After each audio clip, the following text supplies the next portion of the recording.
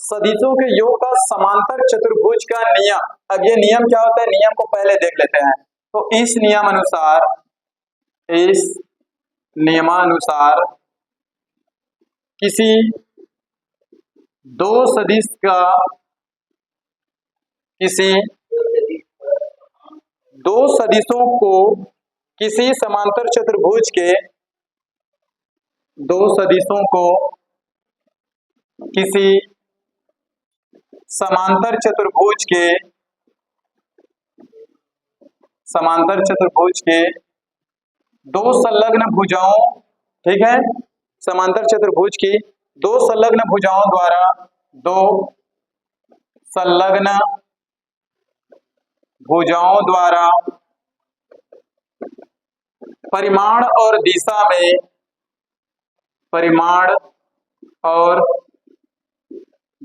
में एक ही क्रम में प्रदर्शित किया जाए, दिशा में एक ही क्रम में प्रदर्शित। आपका ये जो डिफिनेशन है ना, वो बिल्कुल त्रिभुज के सदिश योग के नियम की तरह है। बस यहाँ एक चीज का फर्क है, समांतर चतुर्भुज का। बस यहाँ वहां त्रिभुज था, बाकी सब है, लेकिन यहाँ पर कटान बिंदु, वहां इसका परिणामी निकलेगा। ठीक है ना भाई, तीसरी भुजा से निकला था त्रिभुज में, इसमें निकलेगा आपका कटान बिंदु से।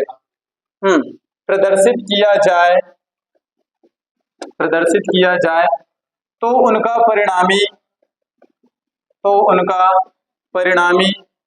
का परिमाण व दिशा, तो उनकी परिणामी का परिमाण व दिशा कहां से पता चलेगा? परिमाण व दिशा उस विकर्ण से प्रदर्शित किया जाएगा, उस विकर्ण से प्रदर्शित किया जाएगा जहां उसका क्या हो? कटान बिंदु हो, जो कि दोनों भुजाओं के कटान बिंदु से होकर गुजरता है, जो कि दोनों बिंदुओं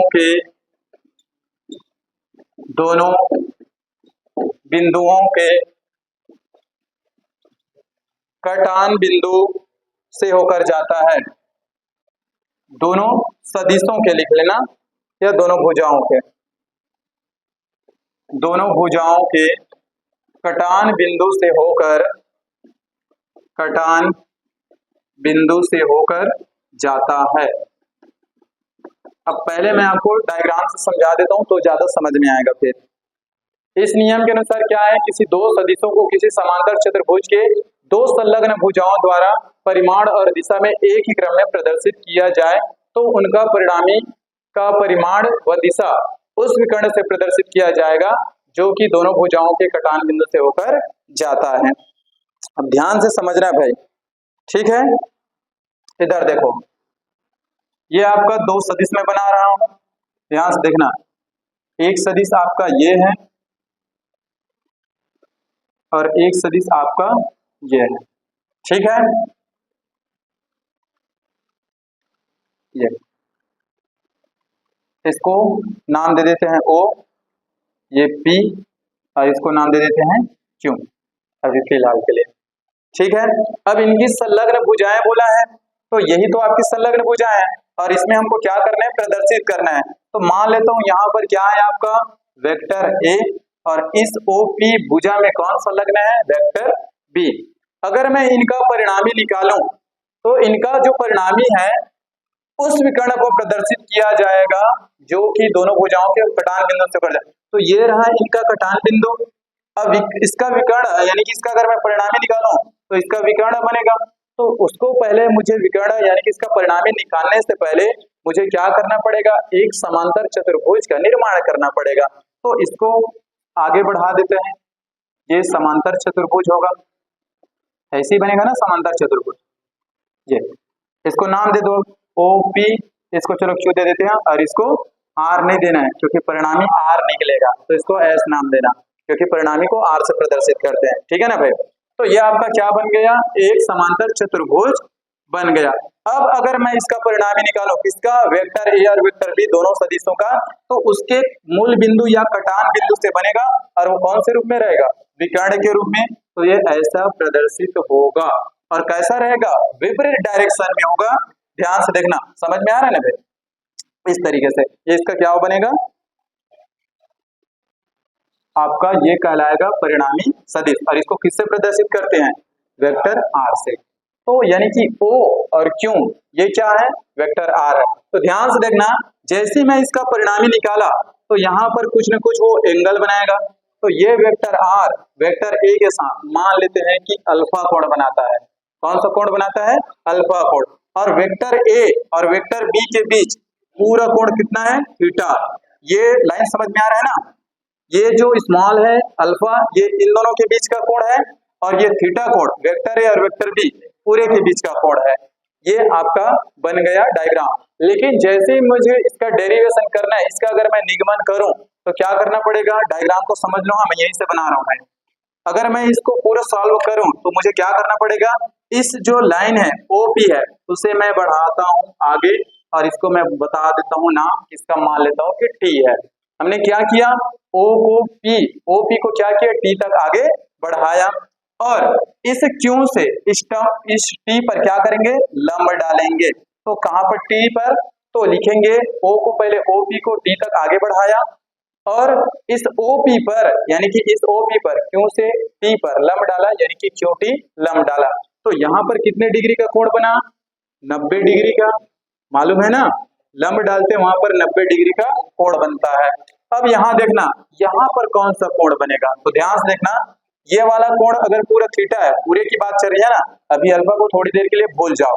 तो ये वाला देखो ऐसे अलग करके बता रहा हूं, ऐसे है थीटा, ये पूरे की बात चल रही है, अभी थीटा है। तो इसी चीज को, ये वाले कोण को मैं उठा करके कहाँ लाया हूं, यहाँ।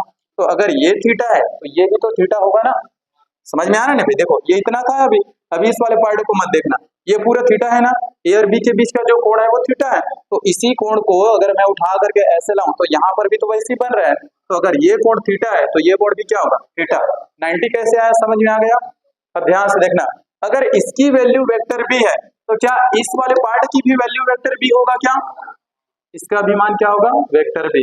इसको लिखने की आवश्यकता नहीं क्योंकि उसका यूज नहीं होगा, और मानोगे तो वो भी वेक्टर ए है। समझ में आ गया। अब हम इसका डेरिवेशन देखते हैं, निगमन करेंगे कैसे। तो इसमें आपको निकालना क्या चीज है, दो चीज, किसका, एक तो परिणामी का परिणाम निकालना है, वेक्टर आर का परिणाम निकालना है, परिणामी निकालना है, और इसकी दिशा क्या निकालना है, इसकी दिशा। तो दिशा निकलेगी, ये जो कोण बता रहे हैं वो वेक्टर ए और वेक्टर आर के बीच जो कोण बन रहा है वो आपके दिशा को प्रदर्शित करेगा। और परिणामी कैसे निकालते हैं आपको मालूम है, ये एक त्रिभुज बना, तो दो भुजाओं को जोड़ दो तो ये तीसरी भुजा मतलब परिणामी निकल जाता है। समझ में आ गया। तो यहाँ पर ये निकलने वाला है।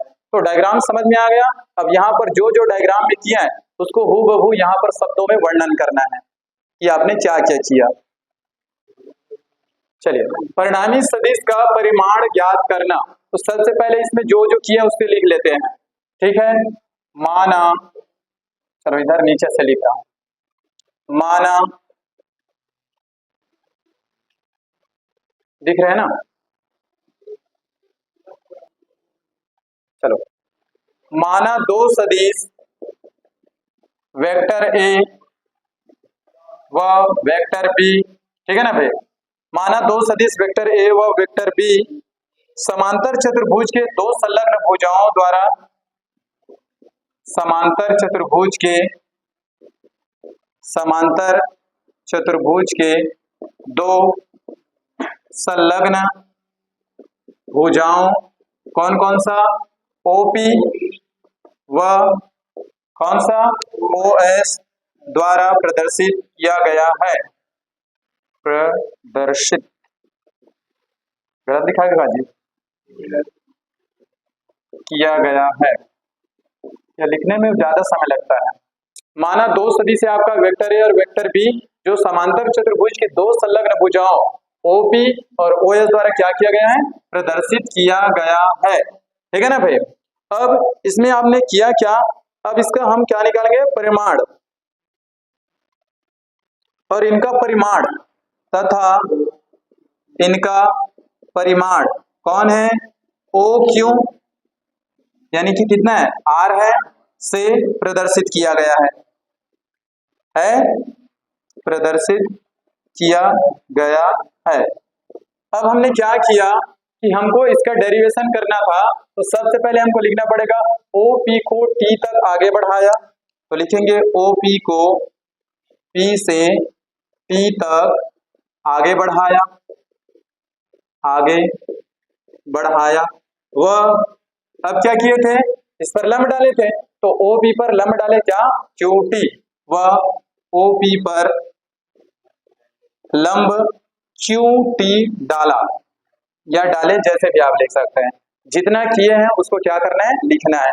अब जो जो कोण यहाँ पर माने हैं उनको यहाँ पर चलो अब लिखते हैं कि कोण आपका कौन सा, SOP, ये वाला SOP, ये पूरे की बात चल रही है। तो कोण SOP, ये SOP और QPT ये आपस में बराबर हैं, तो कोण QPT कितना है, थीटा है। और ये वाला कोण इसको लिखते हैं अब इनकी वैल्यू को, OP कितना है, वेक्टर ए, OP बराबर कितना है, वेक्टर ए। या तो आप इसको कितना लिख सकते हो, ए लिख सकते हो, ठीक है। मॉड ऑफ वेक्टर ए लिखो, और कितना होगा, इसका परिमाण ए होगा, क्योंकि उसका परिमाण है सदिश का परिमाण।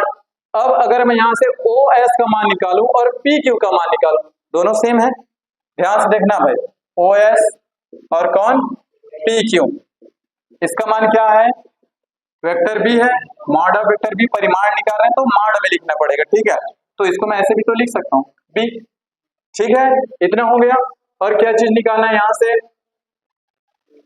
ए निकल गया। अच्छा आर वाला बचा है, तो OQ है ये, तो कितना हो जाएगा, क्या मॉड ऑफ वेक्टर आर होगा, परिमाण निकालूंगा तो या तो आप इसको आर भी लिख सकते हैं। क्या इतना समझ में आया। अब हमको करना है, निकालना है समकोण त्रिभुज OTQ में पाइथागोरस प्रमेय लगाना है, ठीक है ना भाई। तो यहां से क्या हो गया, ध्यान से देखना। अब समकोण त्रिभुज, ये इतना समझ में आया ना, कहां से आया सब। अब समकोण त्रिभुज, इसकी बात चल रही है OTQ या QTO, जैसे भी लिख लो, QTO में पाइथागोरस प्रमेय से क्या होता है, पाइथागोरस प्रमेय, कर्ण का वर्ग बराबर लंब का वर्ग धन आधार का वर्ग, या आधार का वर्ग धन लंब का वर्ग, जैसे भी लिख सकते हैं, इधर का कोई बदलाव नहीं होगा, ठीक है।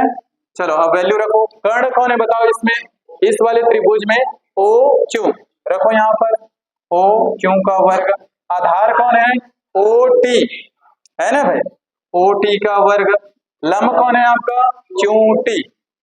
क्या इतना समझ में आया। अब ध्यान से देखो, OQ का चाहो तो मान रख सकते हो, OQ का मान कितना है, R, रख दो R का वर्ग, OT का, तो OT का मान कहाँ है, दिख रहा है, मालूम है, OT का मान नहीं मालूम, तो कैसे करना है, अगर मैं OP और PT को जोड़ दूं तो क्या मुझे पूरा OT मिलेगा, क्या मिलेगा ना।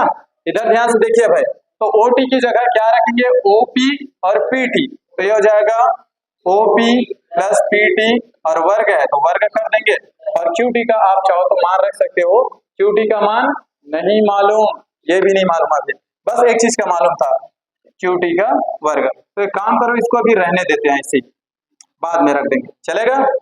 अब ये आपको कुछ सूत्र में नजर आ रहा है, a प्लस बी का होल स्क्वायर, ऐसा दिख रहा है, a प्लस बी का whole square, a square plus 2ab plus B square, हाँ रख दे उसमें, ठीक है। चलो रखो, तो फिर OQ का वर्ग बराबर OP का वर्ग हो गया, प्लस 2, एक बार इसको OP into PT plus PT का वर्ग। पहले ये बताओ किसी को दिक्कत है कैसे हुआ, हाँ, और साथ में क्या है आपका प्लस QT का वर्ग। यहां तक पहले बताओ समझ में आया कि नहीं आया।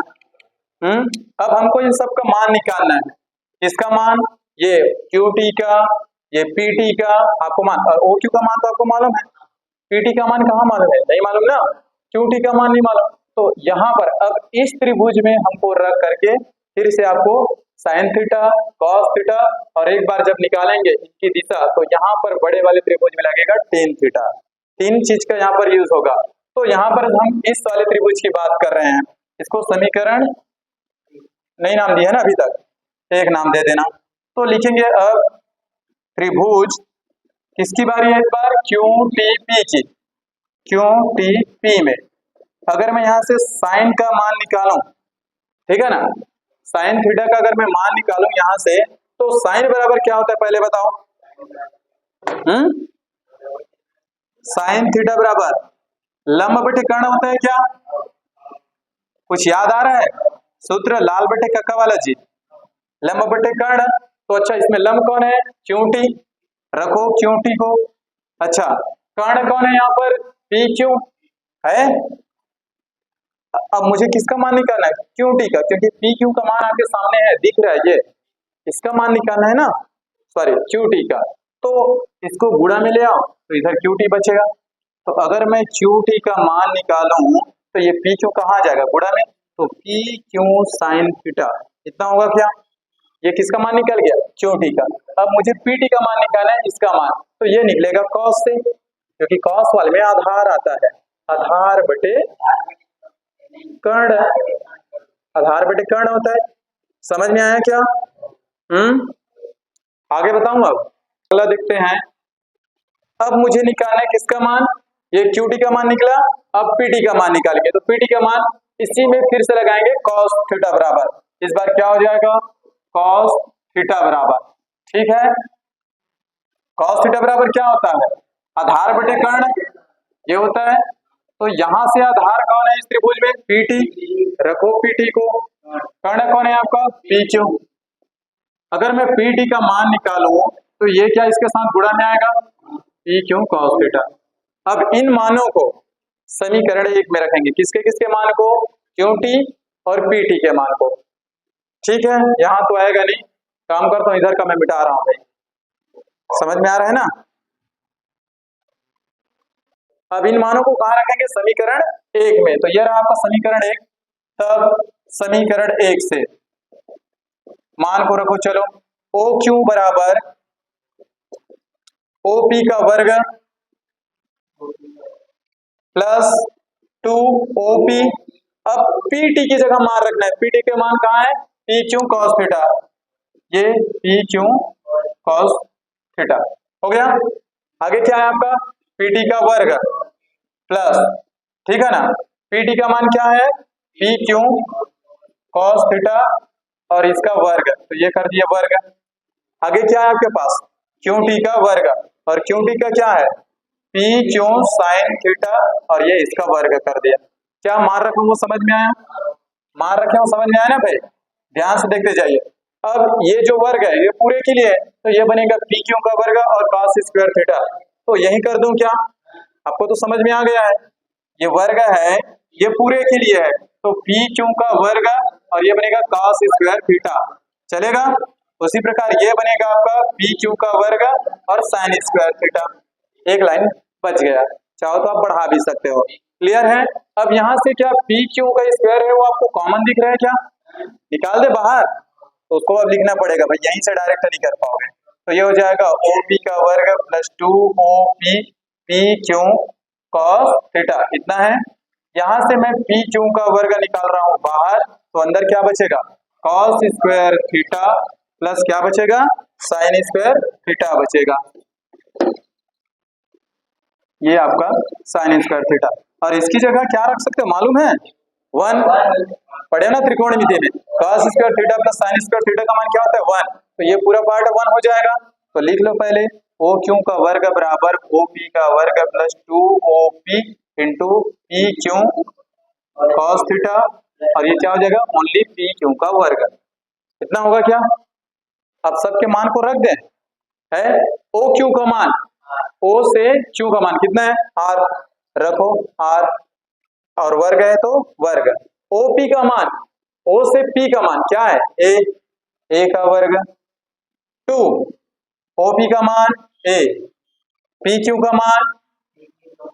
मान बी, बी हो गया cos theta, plus P Q का मान बी, बी का वर्ग।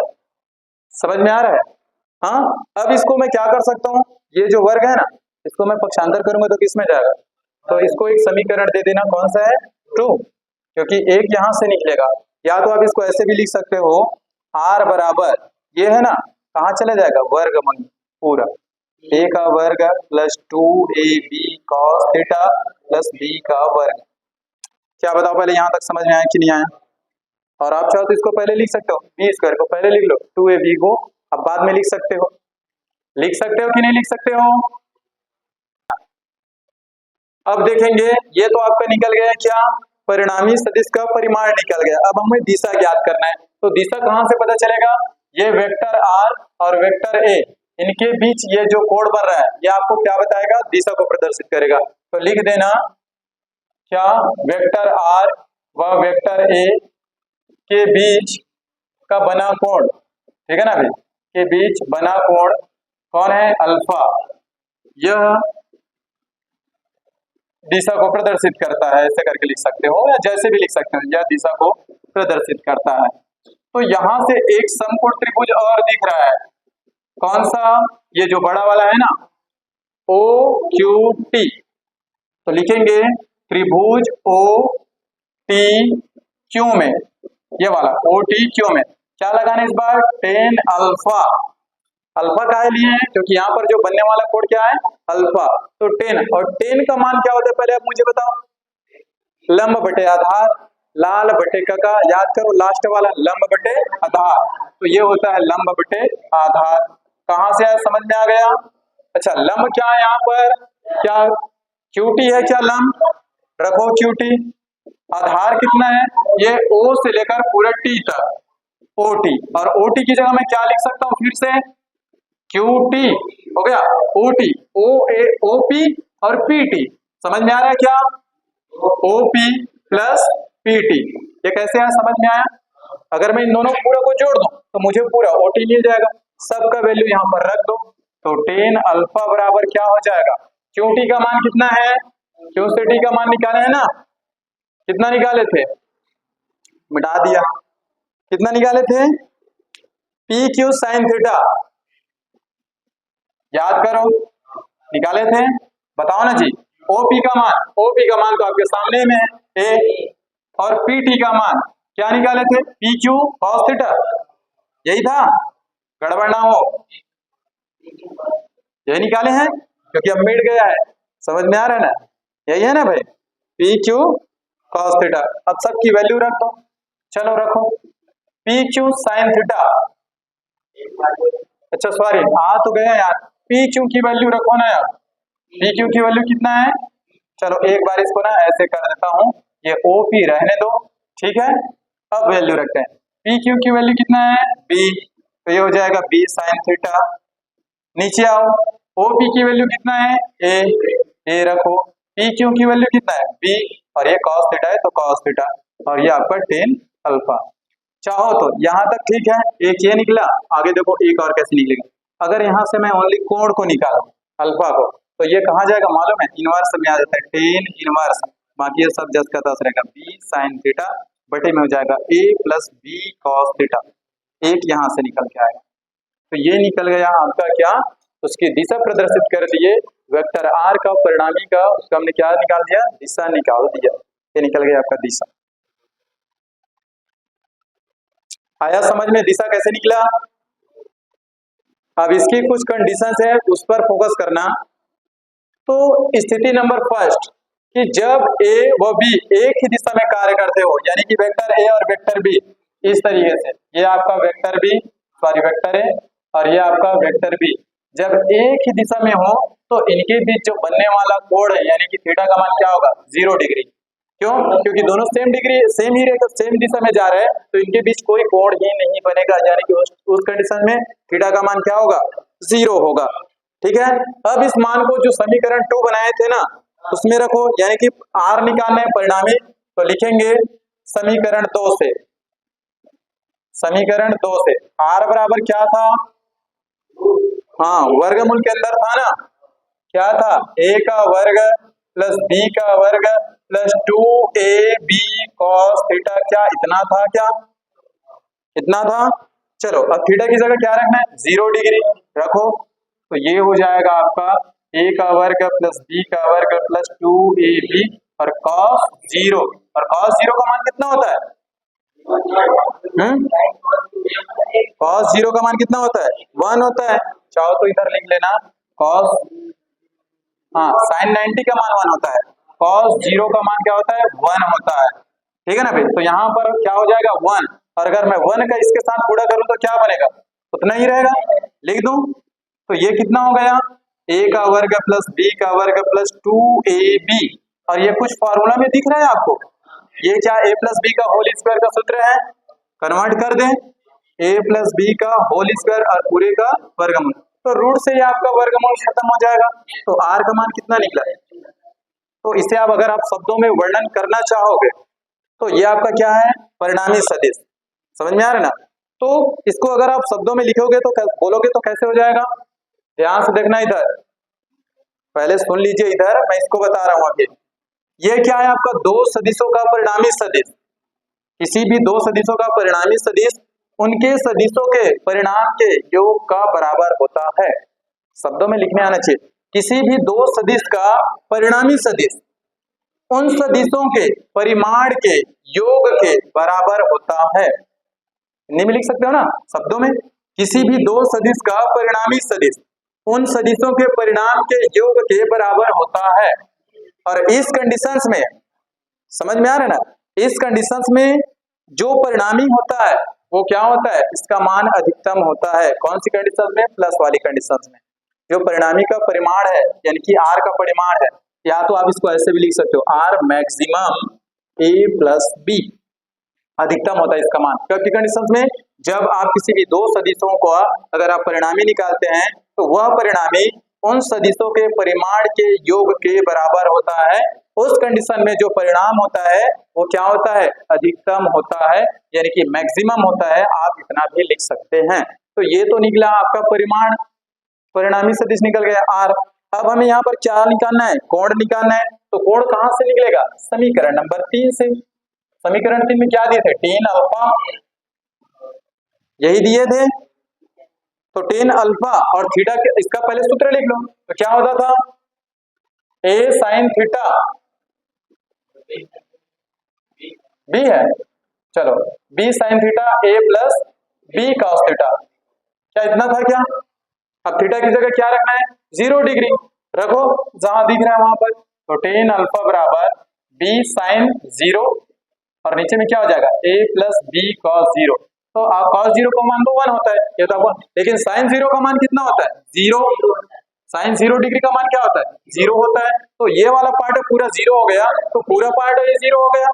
तो tan अल्फा का मान 0, यानी कि अब मुझे कोण का मान निकालना है अल्फा का, तो ये भी उधर जाके क्या हो जाएगा 0। तो क्या आ जाएगा, कोण का मान 0 होगा, यानी कि ये कोण नहीं है भैया, वास्तव में ये दिशा है। tan क्या बताता है, दिशा को, समझ में आया क्या।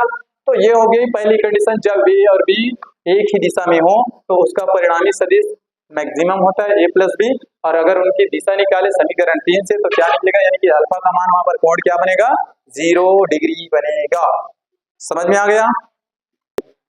दूसरी कंडीशन है आपका कि जब वेक्टर a व वेक्टर b विपरीत दिशा में कार्य करते हो, ये आपका वेक्टर है और ये आपका वेक्टर b विपरीत दिशा में है, इस तरीके से रहेगा, तब जो थीटा है वो कितने डिग्री का होगा, 180 डिग्री का कोण बनाएगा। कोई बता सकता है 180 कैसे होगा, ध्यान से देखना। अगर हम इसको आगे ले जाऊं, ये आपका वेक्टर है, ये आपका वेक्टर बी, क्या इनके बीच में 180 डिग्री का कोण बन रहा है, ऐसे लिख कर सकते हो, या तो आप इसको ऐसे कर सकते हो, तो भी इनके बीच में 180 डिग्री का कोण बन रहा है। कब, जब विपरीत डायरेक्शन में होगा तब। अब थीटा की जगह क्या रखेंगे, तब समीकरण 2 से हमको क्या निकालना है, परिणामी निकालना है। तो ये उसका सूत्र होता है cos थीटा। अब थीटा की जगह क्या रखना है 180 डिग्री।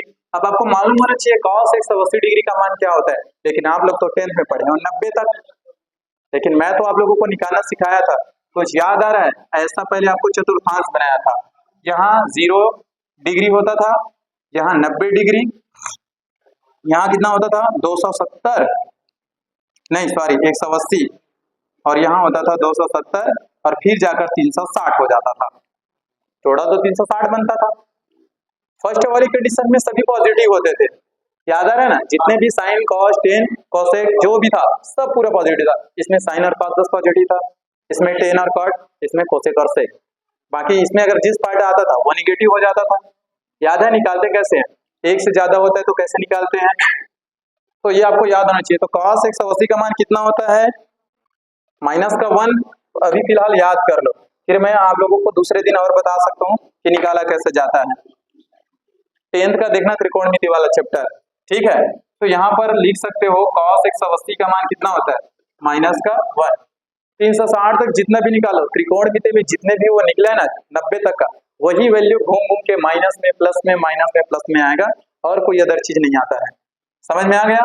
अब इस मान को रखो यहाँ पर, चलो रखो a² + b², और देखो इसके जगह मैं रखूंगा माइनस का 1, तो माइनस प्लस का गुणा माइनस और 2ab। तो अब ये कौन से सूत्र में कन्वर्ट हो गया, क्या a - b का होल स्क्वायर का सूत्र में कन्वर्ट हो गया क्या। फिर वर्ग से ये वर्ग आपका वर्गमूल कट जाएगा स्क्वायर से, तो क्या बचेगा a - b। तो इस कंडीशन में आप कैसे बोलोगे, किसी दो सदिशों का परिणामी सदिश, यह है ना भाई, परिणामी सदिश उन सदिशों के परिमाण के अंतर के बराबर होता है, और इस बार इसका जो परिणामी है वो मिनिमम होगा। क्या होगा, मिनिमम। जब प्लस रहेगा तो मैक्सिमम होगा, अधिक होता है, और घटाने वाली कंडीशंस में जो इसका परिणामी होता है वो क्या होता है, न्यूनतम होता है, मिनिमम होता है। अब अगर मैं इसका कोण निकालूं तो समीकरण 3 से tan अल्फा बराबर यहाँ पर सूत्र होता है b sin थीटा बटे में a + b cos थीटा। अब थीटा की जगह क्या रखेंगे, 180 डिग्री। क्लियर है क्या। अब cos 180 का तो मान आपको मालूम है -1, लेकिन क्या sin 180 का मान मालूम है, कितना होता है, 0। कितना होता है, 0 होता है। sin 180 का मान क्या होता है, 0 डिग्री। तो अगर ये वाला पार्ट अब पूरा 0 हो गया, ठीक है ना भाई, तो ये तो पूरा 0 हो गया, तो फिर अगर मैं अल्फा का मान निकालूं तो क्या होगा, 0 डिग्री आएगा। इस कंडीशन में भी कोण अल्फा का मान क्या आएगा, 0 डिग्री आएगा। आई होप आप लोगों को इतना समझ में आ गया होगा। तीसरी कंडीशन देखें।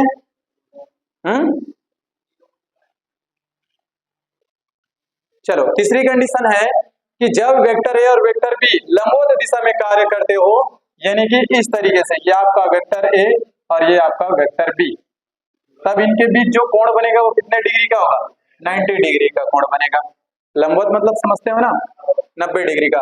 तो यहाँ इस वैल्यू में रखो, समीकरण 2 में अगर परिणामी निकालेंगे r का, तो थीटा की जगह क्या रखेंगे, 90 डिग्री। अब जरा मुझे बताओ cos 90 का मान कितना होता है, 0 होता है। तो ये वाला पार्ट तो पूरा 0 हो जाएगा, तो बचेगा क्या, a² + b² बचेगा क्या, लिख लेना इसको। cos 90 का मान क्या होता है, 0 डिग्री। तो ये वाला पार्ट अब पूरा 0 हो गया, तो इतना बचा a² + b², इतना बचेगा। ठीक है भाई। अब चलो, अब हम इसको क्या करते हैं, समीकरण 3 में रखते हैं, क्योंकि ये इससे ज्यादा हल नहीं होगा। बाहर कैसे निकालो, प्लस है, इनटू में होता तो नहीं निकलता। ठीक है, गुणा की कंडीशन में होगा तो निकलेगा। समझ में आ गया ना। चलो अब यहां मान रखें, समीकरण 3 में sin थीटा की जगह क्या रखना है, 90, और थीटा की जगह रखना है क्या, 90। तो sin 90 का मान तो 1 होता है, तो ऊपर क्या बचेगा, b। लेकिन cos 90 का मान क्या होता है, अभी तो बताया हूं ना, कितना होता है, 0 होता है ना भाई। तो ये हो जाएगा tan अल्फा बराबर, अगर मैं निकालूं तो कितना हो जाएगा, ऊपर क्या सिर्फ b बचेगा, क्या b बचेगा ऊपर, और नीचे क्या बचेगा, ये वाला पार्ट 0 हो जाएगा, तो ये सिर्फ बचेगा a, क्योंकि cos 90 का मान 0, ये वाला पार्ट 0 होगा, ये बचेगा। अगर मैं अल्फा का मान निकालूं तो tan इधर किसमें आ जाएगा, tan इनवर्स हो जाएगा, और ये बन जाएगा आपका b/a, ये निकल जाएगा आपका अल्फा का मान। अब जरा बताओ समझ में आया कि नहीं आया। यहाँ किसी को समस्या है, sin 90 का मान 1 का b के साथ मल्टीप्लाई करेंगे b ही बनेगा, cos 90 का मान 0, तो अगर यहाँ मैं 0 रखता हूँ तो b का अगर 0 के साथ गुणा करूंगा तो 0 होगा, तो ये बस बचा ना, तो b/a। अगर मैं यहाँ से अल्फा का मान निकालूं तो tan कहाँ चला जाएगा, tan इनवर्स हो जाएगा। इस तरीके से आप इसका मान निकाल सकते हैं। तो ये रहा आपकी तीसरी कंडीशन, जब वेक्टर a और वेक्टर b क्या हो, लंबवत हो। अब चौथी कंडीशन देखते हैं। चौथा नंबर का कंडीशन है आप लोगों का, जब a व b क्या हो, बराबर हो, यानी कि वेक्टर a और वेक्टर b क्या हो, आपस में बराबर। तब समीकरण 3 से अगर हम परिणामी सदिश निकालेंगे, r का मान निकालेंगे, तो इसका सूत्र होता है। अब चाहो तो आप यहाँ a की जगह b कर लो या b की जगह a कर लो, क्योंकि दोनों आपस में क्या है, बराबर है। तो ध्यान से देखिए, किसी को भी बदल लो, b को बदल दें ए का वर्ग, बी की जगह भी क्या करेंगे, ए का वर्ग 2a और बी की जगह a और ये cos थीटा। क्या यहां तक समझ में आया? ये 2a का वर्ग बनेगा क्या, 2a का वर्ग प्लस, और ये क्या हो जाएगा, क्या 2a इतना बनेगा। चलो ये आपका वर्गमूल और ये आपका cos थीटा। ठीक, यहां से ये दोनों पहले कॉमन निकलेगा, ठीक है, 2a का वर्ग निकल गया कॉमन, इधर क्या बचा 1, इधर क्या बचेगा cos थीटा और ये आपका वर्गमूल। एक एक स्टेप ध्यान से देखते जाइएगा। ये वाला कैसे है समझ में आया? इधर देखो 2a का वर्ग दोनों में था, मैंने कॉमन निकाला, इधर बचा 1, इधर बचा cos थीटा। अब यहां से क्या कॉमन निकलेगा, वर्गमूल से a बाहर निकल सकता है क्योंकि a 2 बार है, a निकल गया बाहर, अंदर क्या बचा तो फिर 2 और 1 प्लस cos थीटा। अब मैं यहाँ पर cos थीटा का वैल्यू रखने वाला हूँ, ध्यान से देखना, ये आप लोग पढ़े नहीं हो मैथ्स में, आप लोग याद रखना, ये होता है आपका हाफ एंगल ट्राइंगल का फार्मूला होता है, उसमें बहुत सारे फार्मूले हैं, आगे सब आएगा, साइन सी प्लस डी का क्या होता है, cos सी प्लस डी का क्या होता है, cos सी माइनस डी का क्या होता है, साइन सी माइनस डी का क्या होता है, बहुत सारे ऐसे फार्मूले हैं। तो आप लोग बस अभी इतना याद रखो कि cos थीटा बराबर क्या होता है, 2 cos square theta by 2 minus का 1, ये उसका फार्मूला है, इसको याद रखना। और एक फार्मूला भी आपको यहाँ पर और लगाना है साइन का, वो आएगा तब बताऊंगा, ठीक है। तो cos थीटा की जगह क्या रखना है, 2 cos square theta by 2 minus का 1, इसको रखिए, चलो रख दें, जहां cos थीटा दिख रहा है वहां पर, तो r बराबर क्या हो जाएगा, a 2 1 प्लस cos थीटा की जगह क्या रखना है, 2 cos square theta by 2 minus का 1, माइनस 1 प्लस 1 कैंसिल हो जाएगा, ये कितना बनेगा, 2 दूनी 4 बनेगा। चलो इधर देखते हैं, तो ये बनेगा आपका r बराबर, या तो ऐसा करता हूं एक बार, चलो कर ही देता हूं भाई, सब समझ में आ जाएगा, 4 बनेगा और ये क्या हो जाएगा cos स्क्वायर थीटा बाई 2, ठीक है। हाँ सामने में क्या है आपका a है। चलिए अब बताओ वहां से क्या क्या कॉमन नहीं आ सकता, मतलब बाहर निकलेगा, 4 से 2 निकलेगा बाहर, ये 2 निकल गया बाहर, ये तो पहले से है, cos स्क्वायर थीटा बाई 2 2 बार है, एक बाहर निकलेगा, तो क्या निकलेगा cos थीटा बाई 2। क्या इतना समझ में आया? ये निकल गया आपका क्या परिणामी। अब हमें क्या करना है, अब हमें दिशा ज्ञात करना है, क्या हो गया, ये चीज समझ में आया कि नहीं आया पहले बताओ। अब हमें क्या करना है, समीकरण 2 से, समीकरण 2 से क्या निकालना है, tan अल्फा, यही निकालना है ना, tan अल्फा निकालना है, ध्यान इसे मिटा दो, याद रखना भाई। तो tan अल्फा, तो ये क्या होता है, इधर ध्यान से देखना, a साइन थीटा बड़े में क्या होता है a plus B sine theta, sorry b sine theta, और ये cos है ना, b cos थीटा। तो इस बार आपको करना क्या है, यहाँ पर अब दोनों की वैल्यू फिर रखना है, cos थीटा का मान यहाँ भी लिखे थे, अब इस बार साइन थीटा का मान क्या होता है इसको याद रखना। तो साइन थीटा का मान होता है, ध्यान से देखना, tan अल्फा बराबर b, साइन थीटा का मान होता है 2 sine theta by 2 cos theta by 2, कितना होता है, क्या होता है 2 sine theta by 2 cos theta by 2, इसको आपको याद रखना पड़ेगा, ठीक है। नीचे में क्या है आपका a और b का b, cos थीटा का मान अभी क्या लिखे थे 2 cos square theta by 2 minus का 1, इतना आपको याद रखना ही पड़ेगा, अन्यथा आप कुछ नहीं कर पाओगे। क्या इतना समझ में आया, मार रखिए वो, ठीक है। अब ध्यान से देखना, अच्छा a और b तो बराबर है, तो किसी एक को बराबर कर दे क्या, किसको कर दें, a को कर दें, इसके जगह b की जगह a कर दूं क्या, चलेगा ना, क्योंकि a और b बराबर हैं, समझ में आ गया। चलो अब ध्यान से देखना, अच्छा यहाँ भी तो b है, इसको भी क्या कर दे a कर दे, चलेगा, यहाँ से a कॉमन निकलेगा, दोनों में है तो। चलो ध्यान से देखना भैया, tan अल्फा ऊपर का तो रहने दो, अब 2 sine theta by 2 cos theta by 2, चलो नीचे से a कॉमन निकालें, क्या बचेगा इधर 1 प्लस a तो निकल गया, क्या बचेगा 2 cos square theta by 2 minus का 1, ये माइनस और ये कैंसिल, ए से ए कैंसिल, कितना कैंसिल हुआ? हाँ, यहाँ तक समझ में आ गया? ऊपर बता दूं अब, तो ऊपर क्या बचा? हाँ कटेगा, ध्यान से देखते जाइएगा। ये है टेन अल्फा बराबर 2 sine theta by 2 cos theta by 2, ठीक है। नीचे में क्या है आपका? 2 cos square theta by 2, 2 cos square theta by 2, ये 2 से 2 कैंसिल हो गया। देखो ये कॉस 2 बार है, ऊपर 1 है, 2 से ये पूरा कैंसिल, तो बचा क्या? उसको लिख लेते हैं, टेन अल्फा बराबर साइन थीटा बाई 2 बटे में कॉस थीटा बाई 2। ये किसका होता है? साइन बटे कॉस क्या होता है? टेन होता है क्या? टेन होता है ना, तो ये हो जाएगा टेन अल्फा बराबर टेन थीटा बाई 2। क्या मैं इतना लिख सकता हूँ क्या? अगर मैं यहाँ से अल्फा का मान निकालूं तो अल्फा की जगह कौन दिख रहा है? Theta by 2। इस तरीके से आप यहाँ से अल्फा का मान निकालेंगे। अब जरा बताओ समझ में आया कि नहीं आया? कहाँ से समझाना है? ये वाले पार्ट से कि शुरू से? ये वाला पार्ट इधर का आगे परिणामी यार कैसे निकला? अच्छा, टेन वाला मान बताना है, ठीक है, ध्यान से देखना। आपको मालूम है टेन अल्फा का फार्मूला इतना होता है, बी साइन थीटा बटे में ए प्लस बी कॉस थीटा, ठीक है। साइन थीटा का आपको यहाँ पर वैल्यू रखना है, तो साइन थीटा का मान होता है, इसको याद रखना पड़ेगा भाई, 2 sine theta by 2 cos theta by 2 इतना होता है, और ए का ए, बी का बी। अब बी की जगह ए कहाँ से आ गया? देखो ए और बी आपस में बराबर है, कंडीशन 14 वही है, तो बी की जगह क्या लिखे? ए। इस बी की जगह की क्या लिख दिया? ए। कॉस थीटा का वैल्यू अभी यहाँ पर पुट किए थे ये वाला, तो उसी को वहां पर लगा दिए, 2 cos square theta by 2 minus का 1।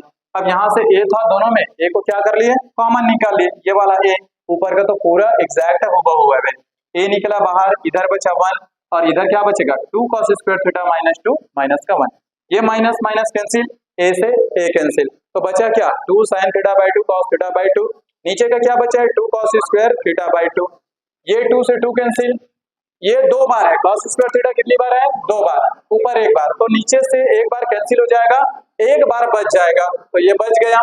तो साइन थीटा, अब इसको ऐसे समझो, 2 को थोड़ी देर के लिए भूल जा, तो साइन थीटा और cos थीटा इसका वैल्यू क्या होता है? टेन थीटा, और 2 है तो 2 लगा दो, टेन थीटा बाई 2, तो यहाँ से अल्फा की जगह क्या दिख रहा है आपको? थीटा बाई 2, यही तो है ना, 10 से 10 कैंसिल हो गया, मतलब तुलना कर दिए समझो, तो अल्फा की जगह क्या आ गया?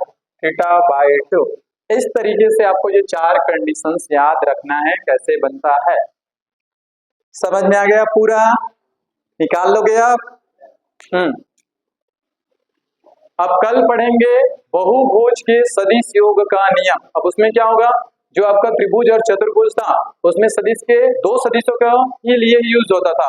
अब जो आपका बहुभुज है, नाम से पता चल रहा है कि जिसमें क्या हो, बहुत ज्यादा यानी कि 2 से अधिक सदिशों का यूज होगा, वो आपका बहुभुज कहलाएगा। तो उसके बारे में कल चर्चा करेंगे।